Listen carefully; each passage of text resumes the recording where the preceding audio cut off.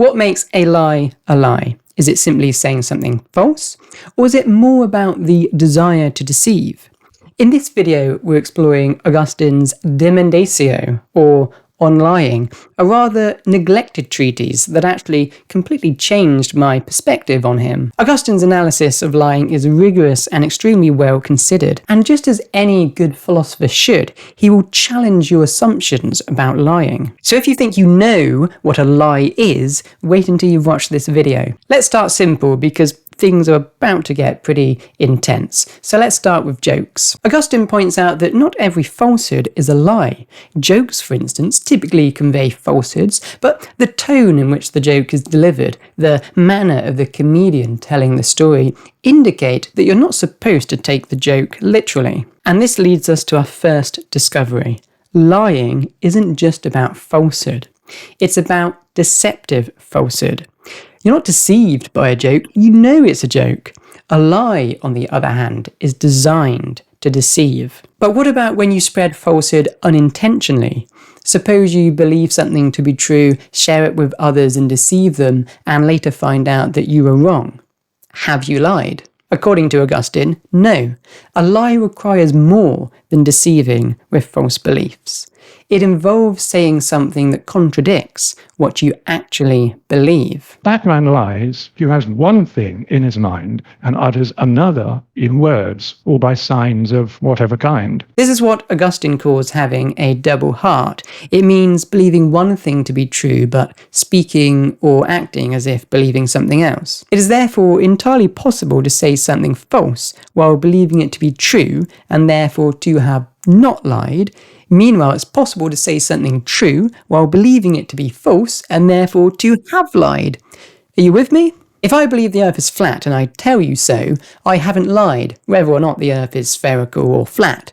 But if I secretly believe that the Earth is flat and claim it's round to avoid judgment, I've lied. My words contradict my belief. I have a double heart. For Augustine, lying has nothing to do, strictly speaking, with truth or falsity. It's about honesty.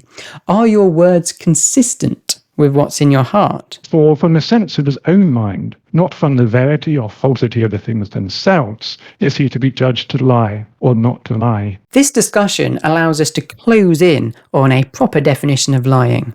Lying, Augustine argues, involves the intention to deceive. When someone with a double heart insincerely conveys information to you which secretly they don't believe is true, they are intending to deceive you. The fault of him who lies is the desire of deceiving in the uttering of his mind. It is not whether what you say is true or false, or whether you successfully deceive or not, but whether you intend to deceive, which makes a lie. But what if someone speaks a truth, but still intends to deceive, or someone speaks a falsehood without intending to deceive?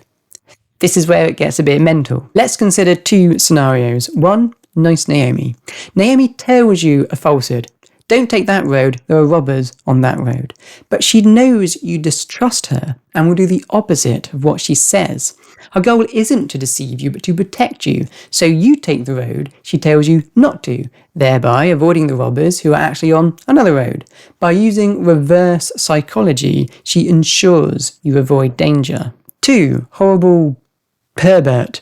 These aren't Augustine's names. Herbert tells you the truth. Don't take that road, there are robbers on that road. But he knows you'll distrust him and take the road he told you not to, where danger awaits. And so once again, you take the road you were told not to take, but this time you get into trouble. Herbert uses the truth to deceive you deliberately. These cases highlight Augustine's philosophical brilliance. Does Naomi lie because she knowingly tells a falsehood? Or does Herbert lie because he intends to deceive even though he speaks the truth? Or do they both lie because they both willed a falsity? Naomi because he willed to say a false thing, Herbert because he willed a false thing to be believed. Or if a lie necessarily consists in uttering a falsehood with the intention to deceive, then neither have lied.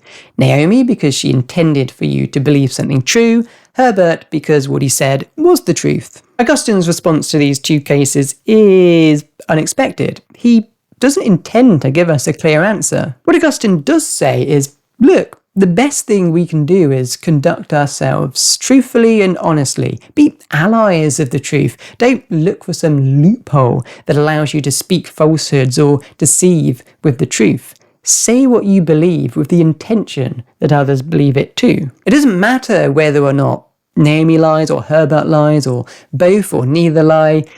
We just know that we are not lying if our intentions are pure, and if we intend to communicate honestly so as to relay our beliefs so that others may share in the truth. As Augustine says, there is no need to be afraid of any of those definitions because when the mind has a good conscience that it utters which to be true, it either knows or opines or believes, and that it has no wish to make anything believe but that which it utters, when one does this, you stand clear of all lying. It's almost to say, you know what? Just play it safe. What Augustine can conclude at this stage is that undoubtedly it is a lie when one intentionally utters a falsehood in order to deceive. And he acknowledges at the onset that what Herbert does is immoral whether or not he lies.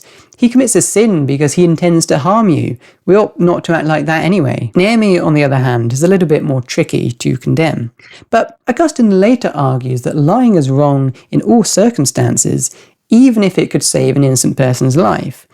Even if Naomi didn't, strictly speaking, lie, Augustine would likely say that she should have found a truthful way to protect you. The way Naomi's case is described gives the impression that Naomi only tells the truth because she knows you will believe the opposite. If things were the other way around, presumably she would lie to protect you.